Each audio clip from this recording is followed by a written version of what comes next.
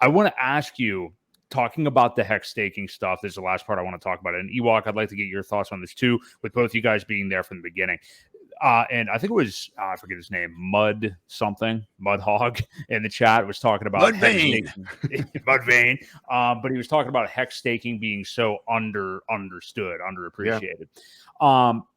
How do you gentlemen kind of set up your, maybe you're not even setting too many new ones up anymore, but your hex staking ladders, is a ladder still kind of what you prefer? Like, do you have everything from 1 year out to 15 years? Do you have multiple coming out per year, one a quarter, two a year, whatever? It might be a little bit of a loaded question because I know Ewok and I have had private conversations about, if you didn't understand the smart contract at first, setting up way too many on like all these different days in a row and just all these funny things you can get into. But Ewok, if you want to talk a little bit how yours are set up, and then I want to just hear you guys kind of talk about how you do your staking ladders. Well, yeah, I'll go first because at the very beginning, I think we all screwed it up. We all screwed it up badly, man. I had stakes coming out every 7 days for I can't tell you how long. And then, the gas fees got out of hand. It got crazy. We all started learning together about what the T-share rate was. And, I remember even watching streams with RG, and they're like, we finally just kind of all clicked. It all, when Kyle was on that stream, and it kind of all clicked for everybody, and it was before a big payday. There was a lot of emergency end staking happening to kind of reconsolidate stuff and get it in a much neater fashion, and a lot longer. Even if you emergency end staked a lot of these things, you ended up with still more T-shares because you put it out even longer. So, I'm still making stakes. I told you before, I've made it known on stream that I put one out every month for another 15 years. I'll have one coming out every month from now until 15 years from now. And I'll continue to do it. And if I'm not around, my kids will get them. So, it doesn't really matter to me. I don't need it right now. Yeah, it would be nice. It'd be nice to have, some other things. But I know delayed gratification is really where this is all about. And, I don't have a problem putting them out, and I'll continue to do it. And, I have some other ones too, a couple wallets. Some are bigger, some are a little bit more often. That way I can capture a nice profit when we get to that point when I'm ready to take it. But I mean, that's my strategy. It's kind of spread apart, but yep, I will continue to make 5555s forever. So when you can go back and look at the old Discourse Syndicate streams, the first ones, I knew what we had our hands on from the beginning. I knew what Richard had created. As soon as he said it was a crypto CD, I went and started doing my research. I talked to my father-in-law. It's talking about CDs. I started learning what they were and what it was all about. And I knew what they were. I just didn't know the nuances of them. And I was the first person that was talking about staking ladders on stream. And I knew that you can create perpetual wealth by doing so.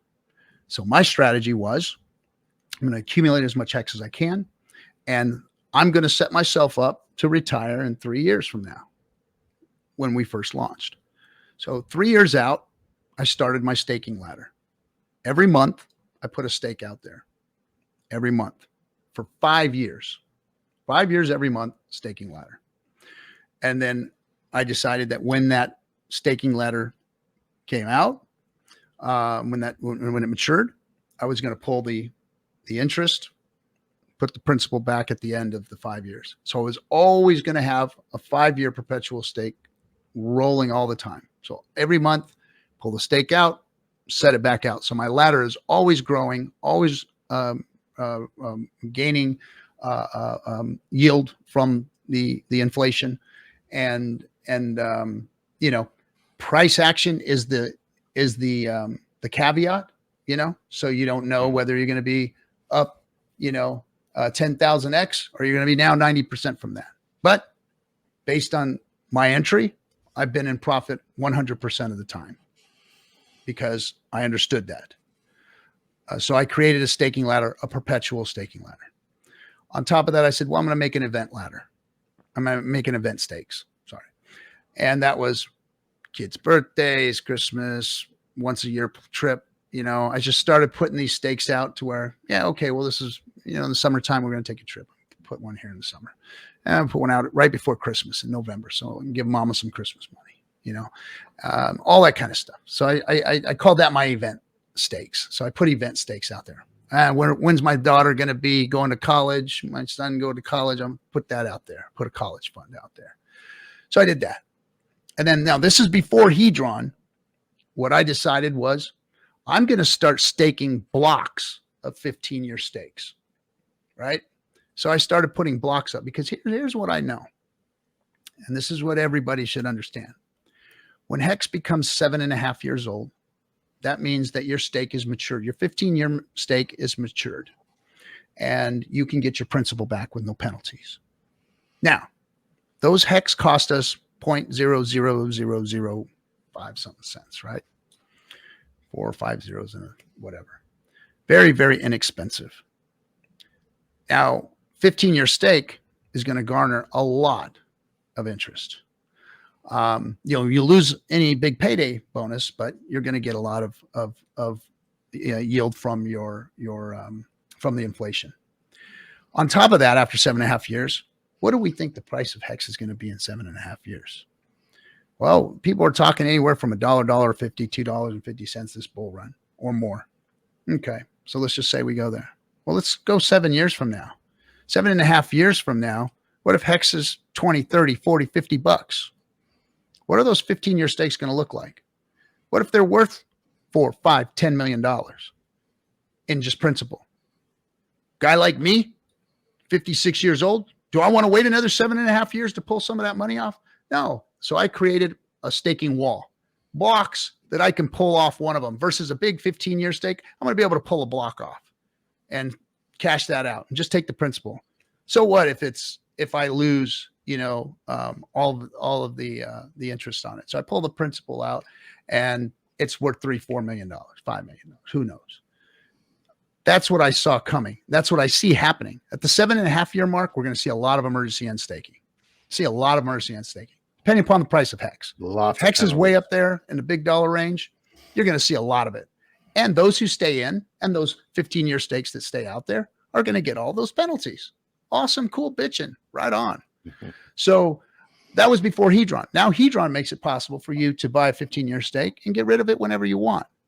So that kind of blows that concept out of the water. But these were the things that I was thinking of at the time. Now, I don't know if Ewok knows, but I was the one that saw, and me and Johnny were having a conflict at a time. By the way, me and Johnny are best of friends. We talk all the time. We talk strategy and everything, and I love him. I think he's absolutely brilliant. He's taught me a ton. Mm-hmm. But I said, hey, the EES button is a function. And I've noticed something. A lot of people staked their HEX for 1 year, maybe 2 years.